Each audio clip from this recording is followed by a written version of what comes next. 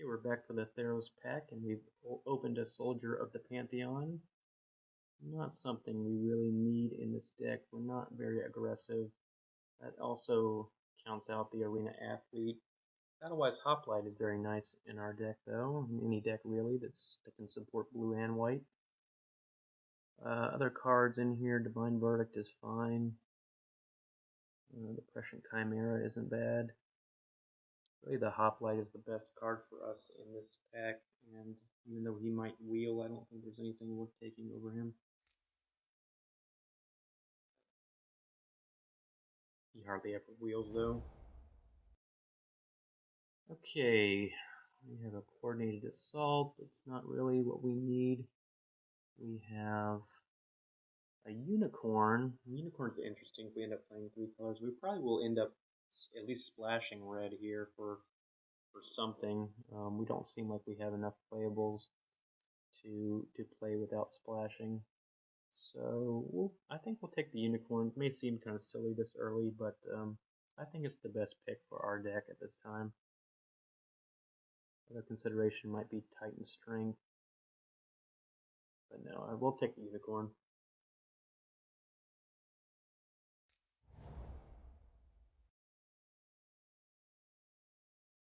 Okay, Voyage's End, Triton Tactics. I think Triton Tactics goes very well with what we're trying to do. Just trying to keep our creatures alive for Hour of Need, trying to gum up the ground a bit. I think Triton Tactics is much more valuable than Voyage's End in our deck. We're not trying to be a tempo deck necessarily. I'd like to see the Artisan of Forms wheel, but I don't think that it will. Triton Tactics easily the best pick for us.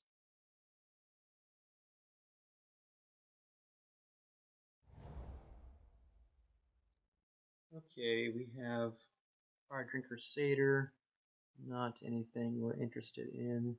Crackling Triton is pretty good if we end up splashing red, which it looks like we will.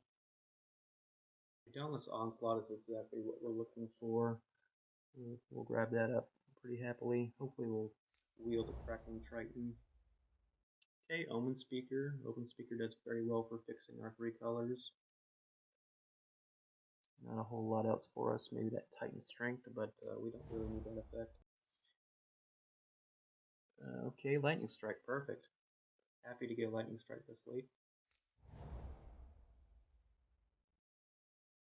Another Unicorn. I think exactly what we want right now. This deck looks like we'll be playing at least 3 red cards, and the Unicorn will help us get to a big Hour of Need and help us fix our mana. So I don't mind playing 2 Unicorns in this deck at all, and there's really not anything else for us here. Okay, Coastline Chimera will be a nice defensive play until we can get our Hour of Need out, and he'll become a sweet 4/4 later. The other option would be Prescient Chimera, but he's a little more mana intensive, and he doesn't really do a whole lot more for us in this deck, so Coastline Chimera I think will be the pick. I don't think we need the Ray of Dissolution. We already have 1 Enchantment Tate card. Yep, Coastline Chimera. Okay, Traveling Philosophers, fine 2-drop. Don't think we need an Aqueous Form. Really nothing else for us here. Alright, as far as Warden and the Titan Strength, I guess we can take Titan Strength at this point. Not sure if we need to splash red for Titan Strength specifically, but couldn't hurt to take it.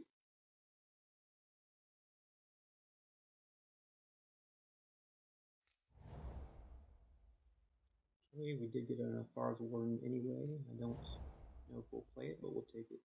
Crackling Triton, we'd love to see that come back, and we'll grab it up happily.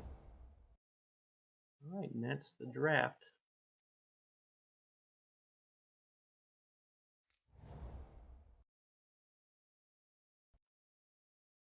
Flush out these last couple picks, and then we will get to deck building.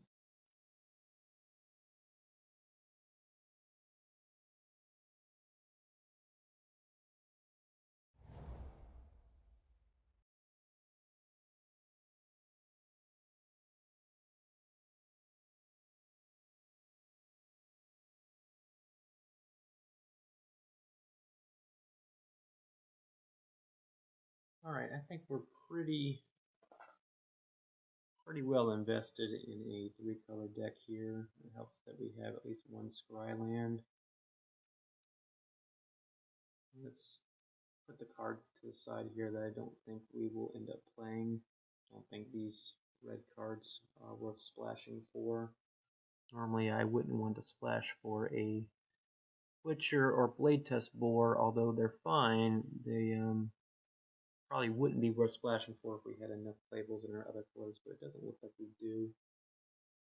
Let's separate our effects from our creatures. See how many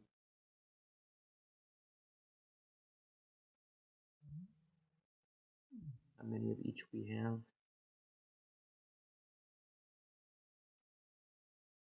I think we'll be playing this Siren Song Leer. I do like the card, but I just don't think it's worth playing unless you have nothing else to play. It may take the place of one of these red cards. I kind of doubt it, though.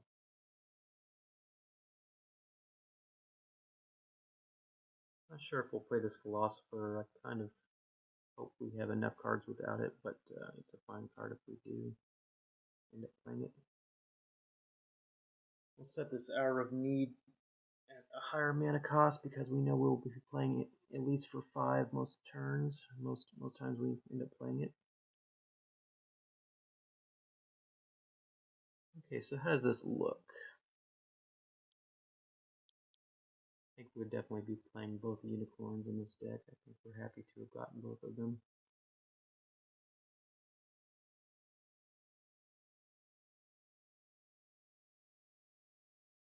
Okay, let's get rid of the 7. Alright, we're at 14 creatures, 9 other. It's not bad. I'd like to have at least 15 features in an Hour of Need deck.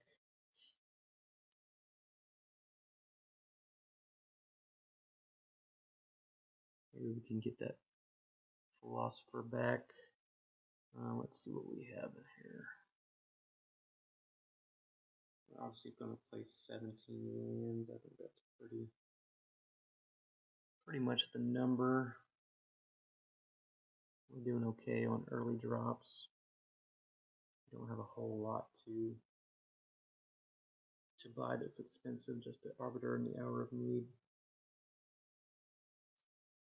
I think we'll be happy with maybe 7 plains and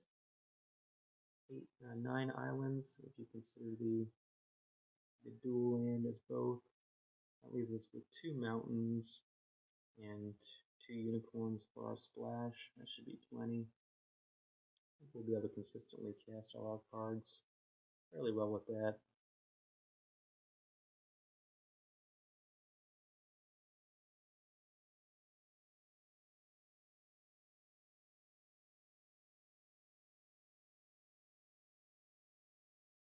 I think we do want to play this Traveling Philosopher.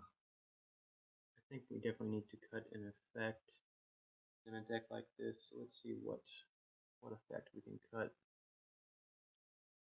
I just don't think Aerial Formation is doing a lot for us in this deck.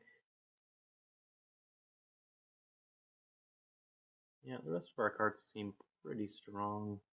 Aerial Formation seems like the obvious weakling.